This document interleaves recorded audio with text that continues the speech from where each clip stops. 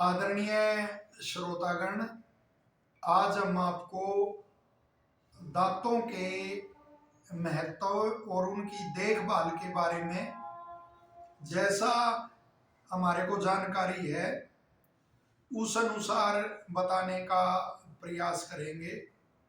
बहुत ही एक विस्तृत विषय है, लेकिन संक्षेप में महत्वपूर्ण बातों पर प्रकाश डालेंगे।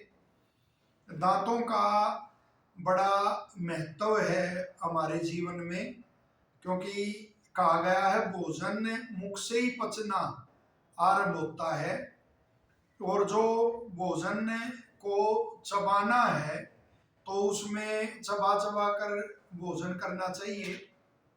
तो चबाने में दांतों का ही योगदान है। अतः दांतों का मजबूत होना, सुदृढ़ और स्वस्थ होना बहुत आवश्यक है। और अनेक प्रकार की जो भोज्य सामग्री है, जैसे कोई बादाम है और कोई कठोर ऐसी स्वास्थ्यवर्धक वस्तु है, उसका आप दांतों के बगैर नहीं उपयोग कर सकते। जैसे गन्ना लीजिए आप, तो गन्ना का जो चबा के उसका सेवन करने से रस का महत्व है, वैसा कोल्हू के रस का नहीं है।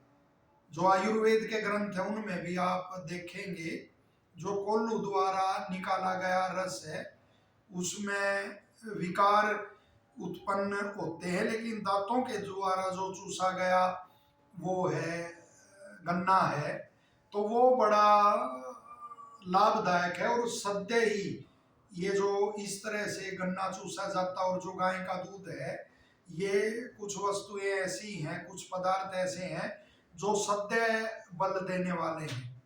तो इस प्रकार से कि कहावत भी है कि दांतों का काम आंतों को ना करना पड़े। तो दांतों का अपना महत्व है।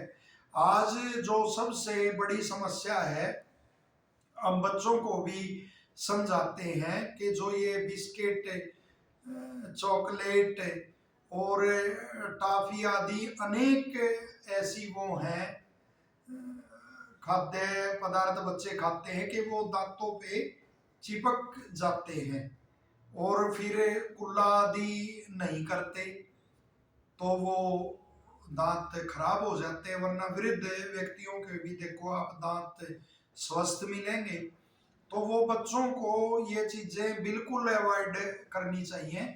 वरन जब भी जो भी खाते हैं बच्चे, उनको ये जरूर आपको सिखाना चाहिए। हम भी अपने विद्यार्थियों को कहते हैं कि जब भी कुछ खाया है तो तुरंत कुल्ला अवश्य करें, जिससे वो दांतों में लगाना रह जाए और वहां कृमि जो कीड़े हैं वो उत्पन्न हो जाए, या अन्य इन्फेक्शन आदि दांत में ना हो जाए।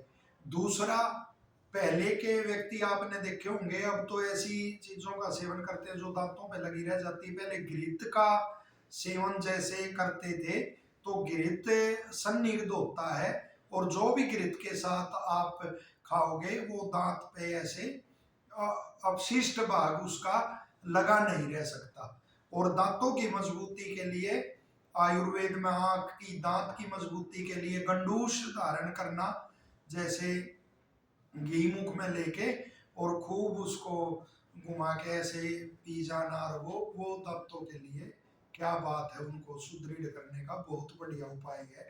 और साथ ही जो दातुन होती है, अब तो कॉलगेट आदि और ये जो भी है टूथ पेस्ट आदि करते हैं, लेकिन उससे भी ज्यादा लाभदायक जो प्राकृतिक रूप से हमें ये पेड़ पौधों से जो दातुन मिलती है वो बड़ी उपयोगी होती है।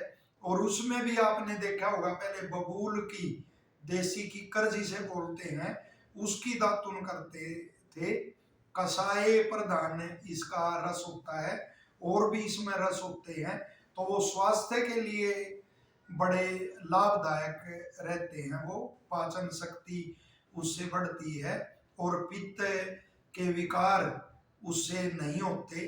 वरना कोई ये जो टूथपेस्ट आदि है, इनमें तो कोई ऐसे प्रिजर्वेटिव्स भी होते होंगे, वो तो नेचुरल एक वो है। और चबाने से वो दांतों की जो उसको कुच्ची बनाते हैं, उसकी उससे भी मजबूती होती है। जिसके मजबूत दांत है, एक अंगुल मोटी। और सबसे बढ़िया बबूल की दातुन होती है। आयुर्वेद में कहा गया है, कसाई रस वाली जो दातुन है उसमें बबूल की श्रेष्ठ है, और तिक्त रस वाली जो है उसमें नीम की श्रेष्ठ है, और मधुर रस वालियों में महुआ की वो दातुन है वो श्रेष्ठ है, और कटु रस वाली दातुनों में करंज की दातुन श्रेष्ठ है।